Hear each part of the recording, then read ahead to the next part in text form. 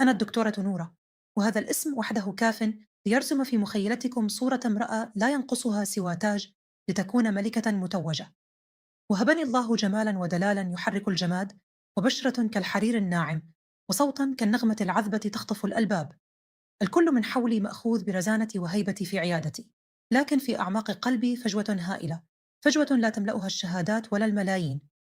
صدقوني يا جماعة الخير، نحن النساء نخدع أنفسنا بزينة المظاهر، وأنا كنت غارقة في دلالي وقوام الممشوق كغصن البان.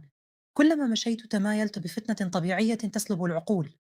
كنت أظنني ملكة الزمان، والجميع يرمقني بنظرات الإعجاب والتقدير. لكن من يصدق أن تلك الملكة كانت تموت من الوحدة بعد انفصالي عن زوجي السابق، ذاك الذي للأسف لم يعرف قيمة هذه النعم؟ كان رجلا بسيطا إلى حد مفرط في مشاعره، حضورا باهتا لا يروي ظمائي، ولا يشعرني بأنوثتي التي تستحق من الدلال ما يذيب الوحدة ويبددها. ضحكة. والله يا جماعة الخير، أهدرت سنين عمري مع رجل لا يدرك أين وضعه ربه، إلى أن جاء ذلك اليوم الذي كنت منهكة فيه فوق طاقتي في العيادة. مرضى يتلون وراء بعضهم، والجو مشحون بالعمل لدرجة أن التغلب على الإعياء صار مستحيلا. لكن رغم ذلك الإرهاق، حين خرجت ورأيت الجمال والهيبة والوقار في شخص كنت أمر بجانبه دائما دون أن ألتفت له، تغير كل شيء بداخلي. كنت أشاهد جابر الحارس السوداني عند بوابة مجمعنا السكني، رجلا طويل القامة أسمر البشرة، له وقار الجبل الأشم، وشارب يصلح أن يقف عليه الصقر، وصدر عريض يبعث الطمأنينة والرجولة الحقيقية التي افتقدتها زمانا. جابر كان يبتسم بتأدب ووقار، لكن في عينيه سر مكنون وقوة هادئة تجذبانني بشكل غريب لم أستطع تفسيره حينها. شعرت بقلبي يخفق كلما مررت بجانبه، وهمست في نفسي: ما الذي تخفيه هذه الهيبة وهذا السمر الذي يفوح رجولة وشهامة؟ في تلك الليلة خرجت من عيادتي عند 9 مساء، والهدوء يغطي المكان، وعند بوابة المجمع رأيت جابر واقفا كالنخلة الباسقة. توقفت وقلت: مساء الخير يا جابر. رد بصوت أجش مهذب: مساء النور يا دكتورة نورة، أتمنى أنك ما تأخرت اليوم. وهنا بدأ مكر الأنثى يعمل في داخلي، فقلت: يا جابر، الشغل كثير، لكن تصدق وجهك شاحب اليوم، ليس طبيعيا، هل بك شيء؟ تعجب وقال: لا والله يا دكتورة، أنا بخير. لكنني أصررت: كلا يا جابر، أنا طبيبة وأعرف فيروسا منتشرا، لابد أن أفحصك، صحتك تهمنا يا طويل العمر. ضحك: والله إني كنت أكذب عليه. جابر كان كالحصان السليم، لكنني كنت أبحث عن ذريعة لأقترب منه، لألمس يده وأكتشف سر هذا الشموخ وهذا السمر الفياض بالرجولة. أقنعته بصعوبة وطلبت منه أن يمر علي في العيادة غدا، وفي اليوم التالي كنت أنتظره بشوق لا يعلمه إلا الله. أنهيت فحص 49 مريضا، وكل تفكيري مع ذلك الرجل الذي ينتظر بالخارج. ناديت سكرتيرتي نوال وقلت: يا نوال، أنهي حجوزات العيادة واذهبي إلى بيتك، عندي حالة خاصة تحتاج وقتا. استغربت نوال وقالت: لكن يا دكتورة، هذا جابر الحارس. قلت لها بحزم: أعرف، إنها حالة إنسانية، وسأجري له فحصا مجانيا، توكلي على الله. حالة إنسانية، قلت في نفسي. كنت أبحث عن إنسانيتي المفقودة في عينيه. خرجت نوال وأغلقت الباب، وبقيت أنا وجابر في هدوء العيادة. كان قلبي يخفق بعنف، وكأني على وشك خوض مغامرة مجهولة. دخل جابر المكتب وهو خجلان، منظر عينيه إلى الأرض. قلت: تفضل يا جابر، اجلس ولا تستح، نحن هنا إخوة. بدأ يتحدث عن تعبه البسيط، وأنا أتأمله بتمعن، أرى القوة والصدق الذي عجزت عن إيجاده في زوجي الناعم السابق. اقتربت منه وبدأت أحدثه بصوت هادئ: جابر، أنت رجل طيب وتستحق كل الخير. تصدق لو قلت لك إن هذه العيادة قد تكون لك فيها نصيب؟ نظر إلي باستغراب وقال: كيف يا دكتورة؟ أنا مجرد حارس بسيط. قلت: النجاح ليس بالشهادات، النجاح حين نجد من يسندنا، وأنا رأيت فيك صفات الجبل الذي لا تحركه الريح. بدأت ألمس يده بحنان وقلت: الآن سنفحص ونرى ما بك. شعرت بيده ترتجف تحت يدي، لكن الرجفة لم تكن خوفا، بل رجفة أسد مغلوب على أمره أمام فتنتي. يا إلهي، بهذه الكلمة شعرت بشحنات كهربائية تجتاح جسدي. كلمة "أنا جنبك" من رجل كجابر تساوي عندي جيشا كاملا. وفجأة انفتح الباب ودخل سامر يلهث ووجهه محمر. ما إن رآني حتى صرخ: سامر، ماذا تفعلين هنا في هذه الساعة؟ ومن هذا الجالس معك؟ حارس البناية؟ دكتورة نورة وبنت الأصول جالسة مع حارس في مكتبها، والأضواء خافتة. ضحكة: والله إن شر البلية ما يضحك. سامر الذي كان ينسى تاريخ ميلادي ويتجاهل مشاعري صار الآن يغار على مكانتي الاجتماعية. وقفت بوقار الأطباء وقلت بحزم: سامر، ما الذي أتى بك هنا؟ وبأي حق تدخل هكذا؟ جابر: مريض وأنا أفحصه، والعيادة عيادتي وأنا حرة؟ ضحك سامر بسخرية وقال: تفحصينه؟ ومنذ متى صار الحارس مريضا عندك؟ أيكون قد صرت تعالجين القلوب يا دكتورة؟ في تلك اللحظة قام جابر ببطء. والله يا جماعة، كانت قيامته كأن جبلا ينهض من الأرض. طوله وفحولته وصدره العريض جعلت سامر يتراجع خطوتين لا إراديا. وقف جابر أمام سامر، والفرق بينهما كالفرق بين السماء والأرض، ونظر إليه من عل وقال بأدب لكن بنبرة ترعد: يا أستاذ سامر، الدكتورة نورة إنسانية كريمة وتعالج الجميع، وأنا جئت بطلب منها. أرجوك احترم المكان واحترم الدكتورة. حاول سامر استعادة شجاعته المهزوزة وقال: اسكت أنت، حارس يتفوه ويناقش أسياده؟ لكن جابر لم يرد بلسان، بل اقترب منه خطوة واحدة فقط. تلك الخطوة جعلت سامر يشعر برعب حقيقي. صمت جابر ونظرات عينيه كانت كافية لجعل سامر يتقلص حتى صار كنملة. تراجع سامر وهو يهدد: سنرى يا نورة، سنرى أين ستصل هذه القصة. وخرج يركض من العيادة يصفق الأبواب خلفه. والله لقد ضحكت من قلبي حين رأيته ينهزم أمام هيبة جابر. التفت إلى جابر فوجدته ينظر إلي بنظرة عتب وحنان معا. جلست على الكرسي وأنا أرجف وقلت: يا جابر، أنا آسفة، ما كنت أريدك أن تتعرض لهذا الموقف. اقترب جابر مني وهذه المر صرت أهوجس: هل هو سامر طليقي؟ أم نوال السكرتيرة؟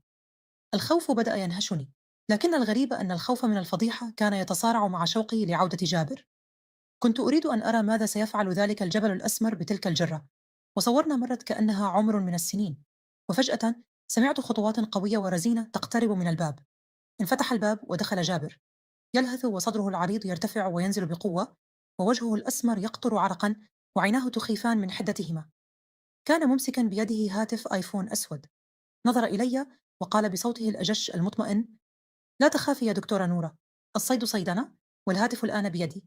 رمى الهاتف على الطاولة وقرب مني، مسك كتفي بيده القوية وقال: جابر، من كان؟ سكت جابر وأدار وجهه قليلا مترددا، ثم قال: هاتف سكرتيرتك نوال.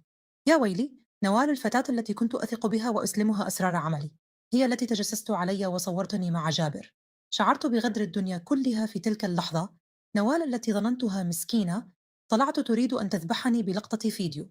فتح جابر الهاتف وكان مفتوحا، ودخلنا على الألبوم ورأينا الفيديو. يا ساتر، كان مصورا في اللحظة التي كنت فيها قريبة منه. ألمس صدره، والزاوية خبيثة تجعلنا في وضع مريب. نوال صورت بذكاء لتبتزني أو تفضحني. نظر جابر إلى الفيديو وقال بلهجة تعكس عزته وشموخه: يا دكتورة نورة، أنا حارس بسيط في نظر الناس، لكن كرامتي وكرامتك عندي فوق كل اعتبار. هذا الهاتف سيبقى معي، ونوال سأعرف كيف أتعامل معها غدا. قلت بضعف: جابر، سامر طليقي، أكيد لو درى بالموضوع هو من دخل وراءنا، وهو من حرض نوال. قرب جابر وجهه مني، وهذه المرة كانت نظراته تذيبني أكثر من ذي قبل، وقال: سامر رجل ضعيف، والضعيف يلجأ للغدر، أما أنا جابر، وأنا حارس قلبك وحارس غيبتك. والله يا نورة، لو كلفني الأمر حياتي لن يمسك سوء. ضحكت بمرارة وقلت: جابر، هل تعلم ماذا سيحدث لو انتشر هذا الفيديو؟ سيختفي اسمي وسمعتي وعيادتي. مسك وجهي بيديه الاثنتين، كانتا خشنين لكن لمستهما أحن من الحرير، وقال: الاسم الذي بنته المواقف لا تهزه فيديوهات، وأنا جنبك، وهذا السمار الذي يعجبك تراه فداك. وفي تلك اللحظة، وسط الجو المشحون بالخوف والرغبة، سحبني جابر إلى حضنه بقوة. شعرت بأضلعي تكاد تنكسر من شدة ضمته، واستنشقت رائحة العود السوداني مع عطره القوي. شعرت بالفحولة التي كنت أبحث عنها سنينا. سامر كان نسمة باردة، لكن جابر كان إعصارا هادئا.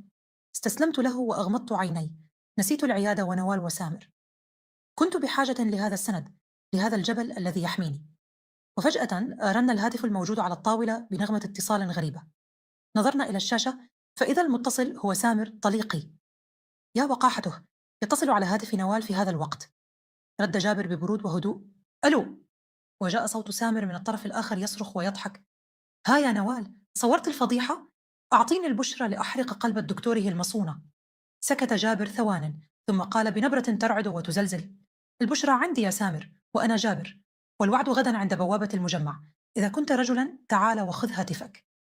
سكت سامر فجأة وأغلق الخط. نظر إلي جابر وابتسم ابتسامة فحل وقال: الآن اللعب صار على المكشوف يا نورة، ولا داعي للتخبي. شهيق، والله إن الحكاية صارت حربا، وأنا الدكتورة الرزينة صرت بطلة في ملحمة بطلها حارس سوداني شهم. لكن ماذا سيحدث غدا؟ وهل نوال سكتت أم لديها نسخة ثانية من الفيديو؟ الصراع النفسي كان يأكلني، لكن جابر مسك يدي وقال: قومي يا نورة، أوصلك لبيتك، والآن أنا لست حارسك، أنا رجلك. خرجنا من العيادة والهدوء يلف المدينة، لكن داخل صدري كانت عواصف.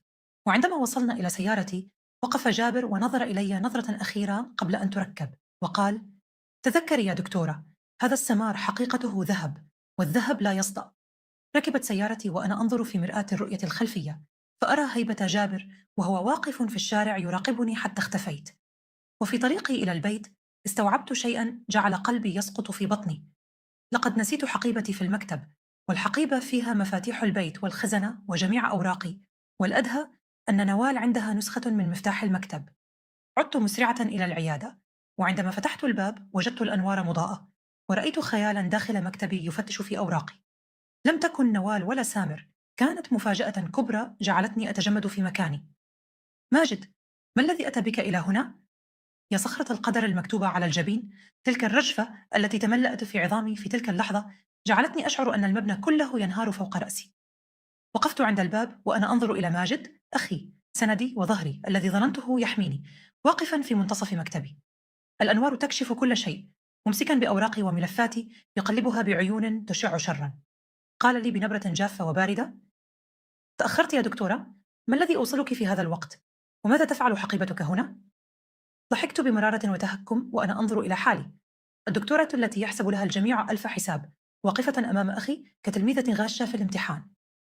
قلت وأنا أحاول تمالك نفسي: ماجد، ما الذي أتى بك؟ وكيف سمحت لنفسك بدخول مكتبي والتفتيش في أوراقي؟ رمى ماجد الأوراق على الطاولة وتقدم نحوي بخطوات ثقيلة، ورائحة غضبه تفوح في المكان، وقال: سامر طليقك اتصل بي، قال تعال شوف أختك المصونة، ماذا تفعل في العيادة مع السوداني حارس البناية؟ قال: إنك فاتحة العيادة في أواخر الليل. يا إلهي على نذالة سامر! ما كفاه ما فعله، بل ذهب لينبش ورائي عند أهلي ليكسرني. صرخت في وجه ماجد: أتصدق سامر؟ صدق الرجل الذي تخلصت منه بعد سنين ولم يسأل عني؟ جابر مريض وكنت أفحصه، أين الجريمة في ذلك؟ رفع ماجد يده وكأنه سيضربني، لكنه توقف، وعيناه مليئتان بالاحتقار، وقال: تفحصينه والأنوار خافتة، وتلمسين صدره والباب مغلق؟ نوال السكرتيرة صورت كل شيء يا دكتورة. الفضيحة وصلت إلينا، وأبي لو علم لأراقي دمك ودم السودانية معك. وعندما وصلنا البيت دخلت غرفتي وألقيت بنفسي على السرير. شعرت أنني ملكت الدنيا، لكن الفرحة لم تكتمل. رن هاتفي برسالة من رقم مجهول: مبروك النجاح يا نورة، لكن هل تظنين أن الفيديو الذي مع جابر هو النسخة الوحيدة؟ نوال لديها مفاجأة أخرى ستنزلها على تويتر في الصباح، والساعة الآن 3 فجرا. يا إلهي، الحرب لم تنتهي بعد، ونوال لديها قنبلة ثانية. نهضت من مكاني ودققت على جابر، لكن هاتفه كان مغلقا. ركضت إلى النافذة لأطل على مدخل البناية، فرأيت سيارة شرطة متوقفة عند باب غرفته، ورجال الشرطة يسحبون جابر مكبل اليدين والدم يسيل من جبهته. صرخت بأعلى صوتي: جابر! لكن السيارة تحركت بسرعة، وتوقفت عند باب منزلنا سيارة أخرى. نزل منها أبي وهو يحمل بندقيته، وجهه أسود كالموت. نظر إلى نافذتي وقال بصوت هز الحي بأكمله: انزلي يا نورة، انزلي لنغسل عارنا بدمك ودم الحارس. ضحكة هي سخريات الأقدار التي تجعل الدكتورة في عمر الزهور تقف أمام الموت أسهل من وقوفها أمام مرآة البرستيج الكاذب. نزلت الدرج وقلبي يقرع في صدري كالزلزال، وأبي واقف عند الباب، عيناه تشعان شررا والبندقية في يده كصق إعدامي.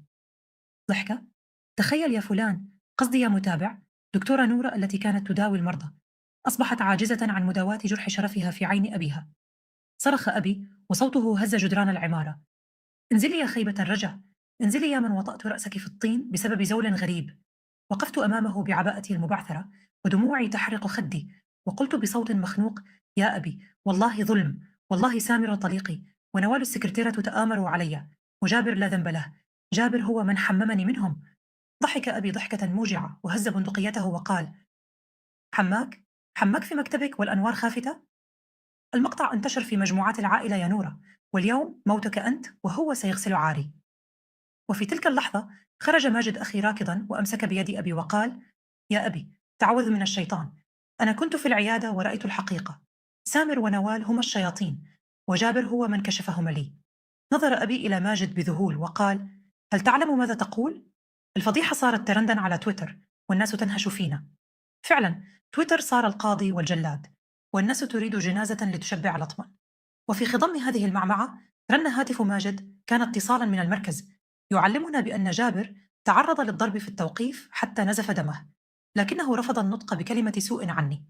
جابر، الجبل الأسمر الذي تفوح منه رائحة العود والفحولة، كان يتحمل ظلم العساكر وجنونهم ليحافظ على سمعة الطبيبة التي أحبت سماره. يا وجع القلب! الرجل الذي يملك الملايين غدر بي، والرجل الذي لا يملك سوى جرامته كان يموت من أجلي. قال ماجد لأبي: يا أبي، جابر الآن في المركز بتهمة الخلوة والاعتداء، وهو من أبلغ عن نفسه، لكن عندي دليل براءته. أنزل أبي البندقية ببطء وعيناه مليئتان بالحيرة، والتفت إلي وقال: إن طلع كلامك كذبا يا نورة، فليكن دمي هو الثمن قبل دمك. ركبنا السيارة وذهبنا إلى المركز كالمجانين، والساعة أصبحت 4 فجرا، يعني قنبلة نوال المفترض أنها انفجرت. فتحت هاتفي وأنا أرتعش ودخلت على الوسم الذي يحمل اسمي، فوجدت المفاجأة. ضحكة؟ ها هي سخريات الأقدار. نوال نزلت الفيديو بالفعل، لكن الفيديو لم يكن الفيديو الذي صورته هي، بل الفيديو الذي صوره جابر بهاتفه، والذي يوثق خيانتها مع سامر واتفاقهما على تدميري. جابر كان أذكى من الجميع، جهز ضربة استباقية وجعل النشر مجدولا في الصباح لو حدث له مكروه. يا للهول! الرجل إذا اجتمع عقله مع ذكاء السماء وفحولته فهو لا يقهر. الناس على تويتر انقلبت 180 درجة، وبدأوا يهاجمون سامر ونوال، لكن الوجع الحقيقي كان في المركز. دخلنا فوجدنا جابر جالسا في الزاوية، وجهه المتورم من الضرب لم يزد هيبته إلا شموخا. أول ما رآني ابتسم ابتسامة مكسورة وقال بصوته الأجش: يا دكتورة، الحمد لله على سلامتك، الفيديو نزل. ارتميت عند قدميه وأنا أبكي. جابر، ماذا فعلوا بك؟ وقف أبي ينظر إلى المشهد، رأى عظمة هذا الرجل الذي ضحى بنفسه من أجل ابنته. قام جابر ببطء ومسح الدم عن وجهه بطرف ثوبه، وقال لأبي: يا عمي، ابنتك طاهرة كالمطر، وأنا السوداني الذي لا يملك في الدنيا غير جرامتي. أشهد الله أني ما لمستها إلا لمسة احترام. سكت أبي وهز رأسه، وكأنه استوعب أخيرا أن الرجولة لا تقيد بجنس ولا منصب. أخرجنا جابر بكفالة ماجد، وعدنا إلى البناية والناس ينظرون إلينا بنظرات مكسورة. لكن الصراع النفسي بدأ من جديد داخلي. ماذا سيحدث الآن؟ هل سيقبل أبي بجابر في حياتنا؟ أم سيطرده خوفا من كلام الناس الذي لا يرحم؟ والله إننا نعيش في مسرحية، والكل يمثل دور الشريف. وصلنا إلى الشقة، وأراد جابر الذهاب إلى غرفته، لكن أبي وقف وقال بصوت حازم: جابر، أنت اليوم ضيفنا في المجلس، والشر الذي حل بك بسببنا سنرده بياض وجه. دخل جابر مجلسنا وجلس بوقاره وهيبته التي تملأ المكان، وأنا كنت أطلعه من خلف الباب وأشعر أنني ملكت الدنيا بشهامته. لكن الفرحة لم تكتمل. الساعة 6 صباحا دق الباب بقوة ومفاجأة. فتح ماجد الباب، فإذا برجال المباحث يقولون: الدكتورة نورة وجابر السوداني مطلوبان فورا في قضية تزوير شهادات طبية وانتحال شخصية مرفوعة ضدكما. يا خرابي! تزوير وانتحال شخصية؟ نظرت إلى جابر فوجدته قد تجمد في مكانه، وجهه أصفر للمرة الأولى، وقال بصوت يرتجف: يا دكتورة، هناك سر لم أخبرك به، والآن حان وقته. أخرج جابر من جيبه هوية مختلفة تماما، باسم مختلف، وصورا تجمعه بكبار الشخصيات في السودان، وقال: أنا لست حارسا يا نورة، أنا... وفجأة انقطع النور في المجلس، وعلت الصيحات والضجة، وسمعت صوت جابر يهمس في أذني وسط الظلام: سامحيني يا نورة، اللعبة أكبر مني ومنك. والله يا سخريات الأقدار التي تلعب بنا كالريشة في مهب الريح. وقفت في ذلك الظلام وسط مجلس أبي. هي اللحظة التي انشق فيها ظهري نصفين. يد جابر كانت تمسك يدي بقوة، لكنها لم تكن قوة خوف، بل قوة وداع. والمباحث خارج